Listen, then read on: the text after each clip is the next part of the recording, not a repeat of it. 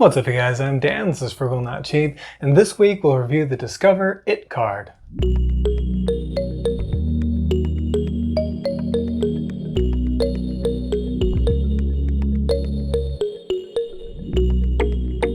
Hey guys, so in last week's video we talked about how Capital One has bought Discover. This means they bought not only the Discover brand, sort of like the credit card issuer, but also the Discover payment network. So this actually closed a while back. This is May 18th of 2025, but it's kind of taken some time before changes have started to trickle through. In any case, in last week's video we looked at the perspective of a Capital One card holder and what the impact is on them. If that's you can take a look, especially as pertains to the Capital One Duo, my favorite credit card strategy. But this week we're going to be looking at the Discover product, the Discover It card, which is a very popular cashback card. Of course, this is impacted by the acquisition as well, as all of the Discover cards will be moving over from being managed through Discover through being managed through the Capital One website and Capital One app, and that should be happening very soon. I think some as early as next month. In any event, the Discover It card is a pretty interesting card, especially because I've been talking about how a lot of these sort of premium cards are kind of becoming just big coupon books and not all that great anymore. And so a cashback or a hybrid strategy is becoming increasingly attractive in my opinion. Anyway, so the Discover card is a cashback card and you get 5% cash back on quarterly categories. These can be things like grocery stores, restaurants, gas stations, and more. But there is a quarterly maximum in how much spend you can have earning the 5%. That's $1,500 per quarter. If I remember right, this is about the same as we had with the Chase Freedom Unlimited card back in the day. Like the Chase Freedom cards, you do need to activate the 5% cash back in order to earn it. And actually with the Chase cards, you can do it retroactively, you can do it after the fact, but with Discover It, you've got to do it ahead of time. But they allow you to activate it up to 2 months ahead of time. So that's pretty great, pretty easy. Just, go on, make sure you're activated and you can earn that 5% back on $1,500 per quarter if your spending matches with those categories. What about the rest of purchases? Well, here, not so great. We're earning 1% back on everything else. One really cool thing in the first year is you get basically 10% back on your quarterly categories and 2% on other stuff because they give you a match on all of your cash back. And there is no limit on how much they'll match, so just whatever those rewards are for the first year, they're going to double that. That's a pretty sweet incentive for that first year. Here we can see what the categories are for 2026. We had grocery stores, wholesale clubs, those two go together, and streaming services, a little different. That was in Q1. Q2 was more food. We got restaurants, but then also home improvement stores. And then Q3 and Q4, as of this filming, were TBD.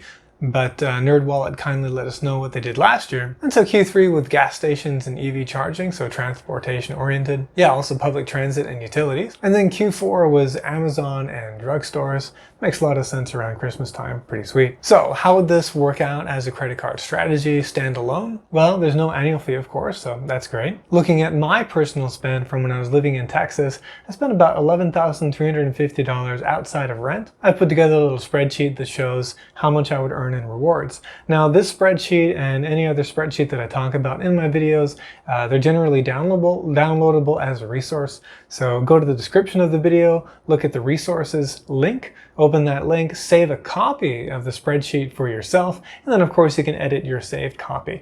You can't edit the one that's posted for everyone. And then you can plug in your own numbers and see if this card is going to make sense for you. While I'm at it, I'll mention that under the resources, there's also referral links to a bunch of products that I like and use.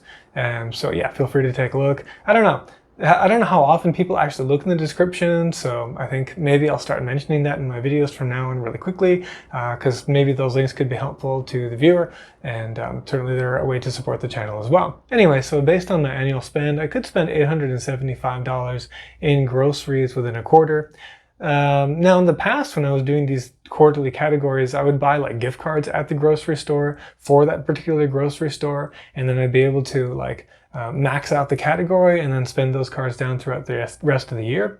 I don't know how tight Discover is about that kind of a thing. I imagine it works, but I don't want to say that it does, so I'm being conservative here. But it's entirely possible that I could do the full 1,500 and get more value out of this. In any case, at 5% back, because we're going to look at the steady state, not just that first year, that's $43.75. Then in Q2, I think I could spend about $500 a year in restaurants. Here, the kind of gift card strategy I think is a little bit more difficult, especially for someone like me that likes to go to a lot of different places, isn't going to frequent like one particular chain. I think there's like Darden Foods or like, particular sort of groups of restaurants that have one gift card that you could use for a lot of them, so maybe that's an option. But anyway, for me, that $500 means $25 in cash back. Then gas stations, I think about $600 for the quarter. Again, this is another opportunity with the gift cards. I used to do this where like at Irving, I would buy Irving gift cards and then use them, spend them down throughout the rest of the year for gas. But anyway, that's another $30 in rewards. Then we've got Q4, which is Amazon. I think that one's pretty easy. Load up on Amazon Hardcore. So $1,500 there, and that's $75 in cash back. And then my other non-rent spend, that's $7,875, but at just 1% cash back, that's $78.75. So that's a total positive value for this card of $252.50. And again, that's on the conservative end. I do think that with the gift cards it could be more, as long as that works with Discover. Again, mileage may vary, they might be tight on it, but we'll see. But that is a possibility. So I think that's pretty solid. Now how about redeeming this points? What are our options? Well, it's pretty standard stuff for cash back. You can do direct deposit, which is kind of cool actually. Statement credit, as you'd expect. You can also do charitable contributions. Then you can do Amazon and PayPal, like funding those purchases. And then also gift cards and e-certificates, as well as pay with rewards through Apple Pay. So plenty of options for redeeming this. Now, generally they're all going to be, 1 cent kind of thing, like they're going to be at face value, except for some of the gift cards.